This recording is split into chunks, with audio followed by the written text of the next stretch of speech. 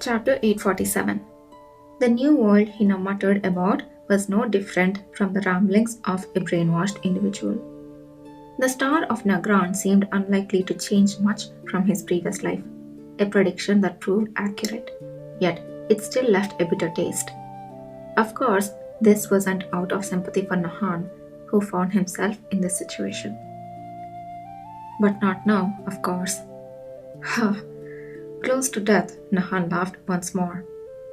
The faint shadows of illusions swirling around him amplified his laughter, echoing like in a cave.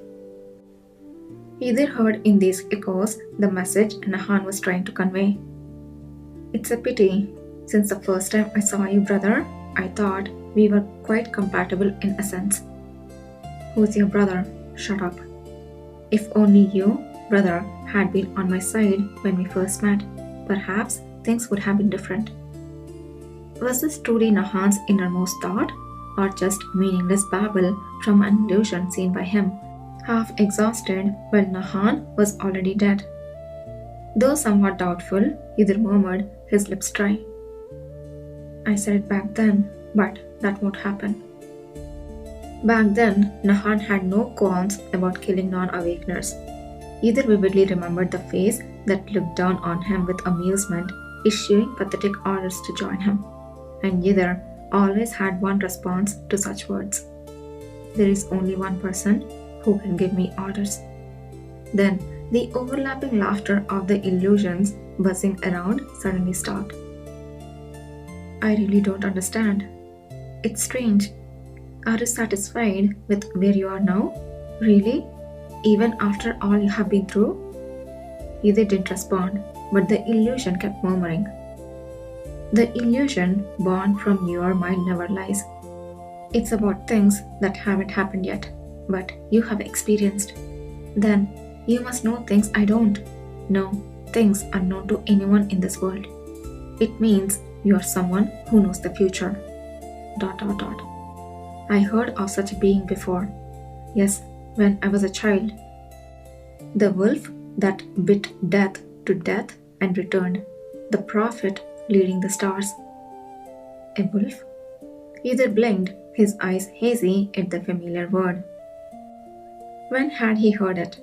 But before he could recall, the illusion shade murmuring again, burying the thought. Brother, prophet. The answers you showed for the future were all horrific. Damned world. A world that has not improved at all. A world full of death.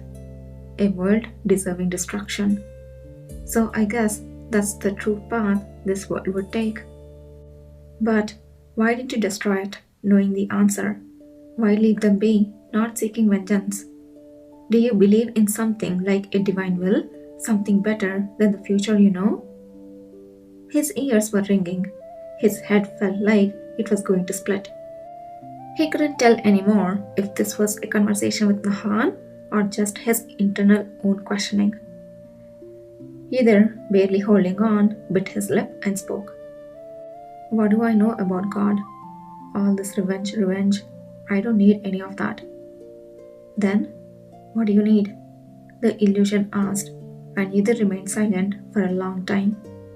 In the distance, a vast dark curtain was slowly being peeled away, revealing a faint light filtering through.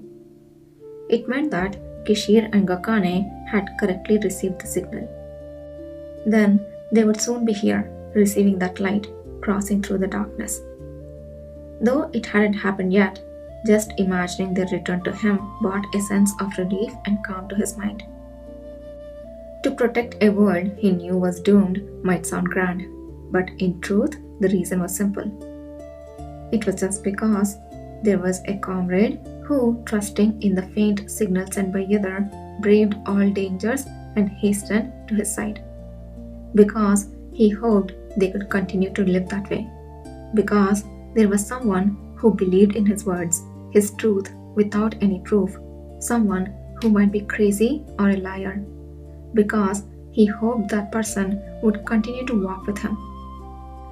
Yidar, still wrapped in the gradually fading magic, said, The one who believes in me, in my words. If such a person existed, then revenge or whatever else was not his concern. That all too fragile belief was enough to assure him that this damned world might yet have another chance. It made him believe he could make it happen. And indeed, the world had changed a lot compared to before. Kishir Lahore was alive and walking with him. Wasn't that enough? Is that all? Yes. I can't understand. It's strange and weak hypocrisy. Who was it that lost to that strange and weak hypocrisy? ... As Nahan's surroundings, haunted by illusions, began to fade even more, the illusion murmured softly from behind the peeling curtain.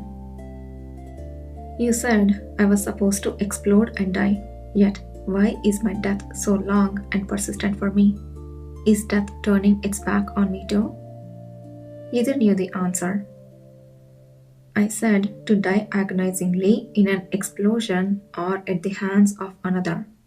Be glad you can just fade away and leave a corpse, because if you exploded, this entire area would be in chaos. This is the best outcome. A rampage is when uncontrolled power surges uncontrollably. When the physical body reaches its limits, it bursts, and the power, with nowhere to go, explodes like a bomb, sweeping the surrounding area with tremendous damage before finally fading. To handle it with minimal damage, the power of the rampaging awakener must be drained as much as possible and lured to an uninhabited place for elimination. Nahan's rampage was fortunately contained by Kishir's timely intervention and Gakani's barrier, separating it from the outside world, and was greatly depleted in a confrontation with either, an immensely powerful awakener. And finally, the pierced heart. The sword did not strike the heart directly, but a little lower, closer to the solar plexus, precisely cutting the flow of energy from the source of the awakener's power. It wasn't the initial intention, but the timing was perfect. Despite the immense rampage, it seemed he would somehow avoid exploding. It's a fortunate thing. If he had exploded, I would have been the first to bear the brunt of it. Had that happened, the damage would have been several times greater. Although either was confident of not losing to Nahan, avoiding the aftermath of an explosion was a different matter. Either recalled cases of rampaging awakeners who had failed to be properly subdued in his previous life, leaving tremendous aftermaths in their explosions. Had Kishir known about those cases, he might not have retreated just on the word. Anyway, despite having dealt with rampaging awakeners for a long time, there had been few instances of subduing one as powerful as this perfectly. In that sense, Nahan was quite lucky. He wouldn't think of it as luck though. Nahan's grey eyes, stained with bloody tears, looked at Yidar. The focus wasn't quite right, but Yidar met his gaze squarely. He hadn't noticed before, but now he saw that those eyes were the same color as Myra's, and also Duke Honey's. A strange feeling crept up on him. As Yidar frowned, Nahan faintly moved his lips to speak. Those black eyes, they resemble my brother. If you call me that again... Yidar growled like a wild beast, blood dripping down his chin, when suddenly a hand reached out from behind him and grasped his body. Labored breathing, a distant, cool scent. Yidar. It was Kishir. He had finally returned and supported Yidar in his arms. Unable to think of anything else, Yidar relaxed his grip on the sword hilt he had barely managed to maintain. His body swayed and fell, and shouts from unknown people around him rang out. Yidar! Ah! Unbeknownst to him, most of the shadow curtain had already been withdrawn. Voices of people filled the space where silence had been, along with a coldness he hadn't felt in a while, and something large hitting his hair. Sleet? Hail? Something was amiss. Sensing danger, his fading consciousness snapped back into focus. Now was not the time to pass out comfortably. Either struggled to turn his head to look at Kishore. Come on, give them a freaking break. The southern arc is taking so freaking long, to be honest, and things are just happening back to back to back. They are not having enough time to take a breath. Come on, they need to at least re-energize. They cannot go on like this. I don't think it is really good at all. Author, why are you doing this to Either and Kishore? Please, why?